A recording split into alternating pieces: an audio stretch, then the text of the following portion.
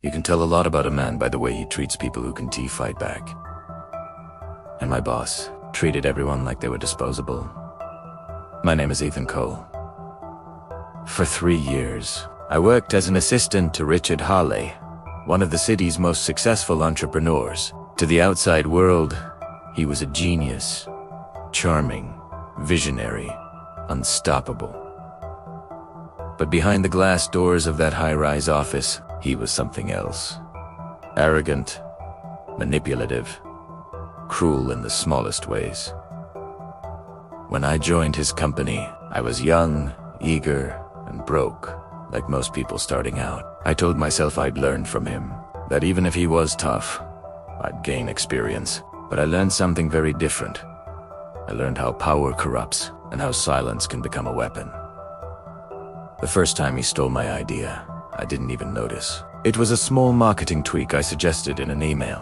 A week later, I heard him present it to the board, word for word, calling it his insight. Everyone applauded. He looked at me and winked. I laughed back. I thought it didn't matter. We were a team, right? But that was the beginning of everything. Soon it became a pattern. I'd stay late at the office, finishing presentations, editing documents, running reports. The next morning, he'd stroll in, take the credit, and talk about how his leadership drove results. And if something went wrong, suddenly it was my fault. My mistake. My oversight. Still, I stayed quiet. I told myself I needed the job, the paycheck, the stability. My father was sick. My younger brother needed college fees. I couldn't afford to quit, so I swallowed my pride and kept working. But every time he humiliated me, every time he used my work and called me incompetent, something inside me hardened. It wasn't hatred. It was awareness. I started noticing patterns, not just in him, but in everyone around him. People didn't respect him.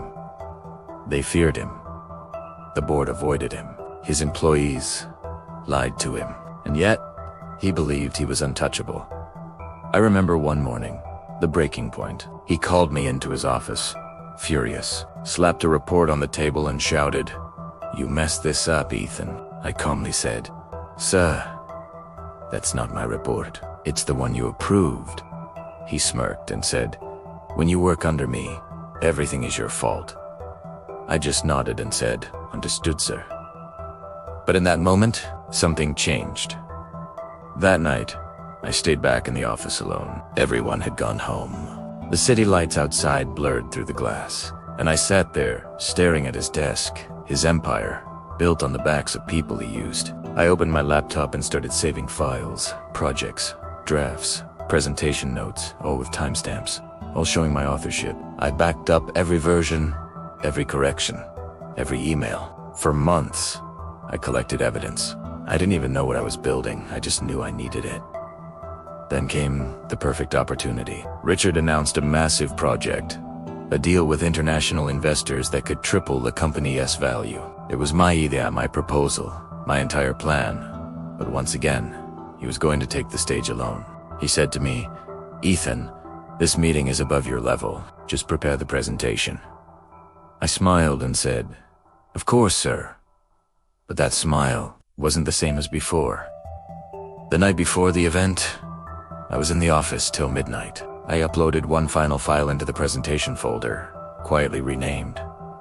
But this one wasn't a business pitch. It was the truth.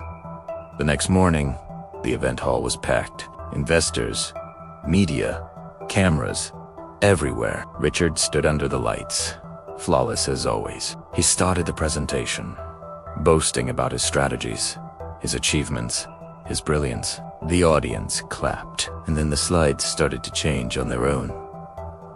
The first slide was a project draft with my name on it. The second was an email from Richard Britcher. "Finish this for me before morning." Then came timestamps. Document, message screenshots. Every piece of evidence that proved he'd been taking credit for his team's work for years. He froze. The crowd murmured. Cameras captured everything. Someone whispered, "Who's Ethan?" He looked around, pale, sweat forming on his forehead. I was sitting in the front row, calm, quiet, watching. He met my eyes for a second, and in that silence, he knew. He knew. Security and IT tried to stop the presentation, but it was too late. It had already been backed up and sent to every investor's email. The board got copies. The press got copies. The truth wasn't hidden anymore. The meeting ended in chaos. Richa left the stage without a word. Within 48 hours, he was suspended pending investigation. 2 weeks later, the company collapsed, and for the first time in years, the building that once made me feel small was empty. He tried to call me. I didn't answer. I didn't need to, because while he was falling, I was already building something new. A few months earlier, I had registered a small consultancy, a quiet side project. The same investors who left him came to me. They told me they didn't want a boss who shouted. They wanted someone who listened. Someone who built, not broke. That's how it started, a company born from patience and proof. One evening, I was working late again, same coffee mug, same kind of desk, but this time, it was my office. My brother called. He said, "You sound different, Ethan." I laughed and said, "Maybe I finally learned what silence is worth." Months later, I saw Richard again, in a cafe near the old office. He looked smaller, quieter. He walked up and said, "You got your revenge, huh?" I smiled and said, "No, Richard, I just got my life back." People always say revenge is about anger, about destruction, but the best revenge isn't loud. It's quiet, it's success, it's peace. It est watching the one who underestimated you realize you were never beneath him, you were just waiting. And that's what I learned. Power doesn't come from shouting, it comes from knowing when to stay silent and when to finally speak.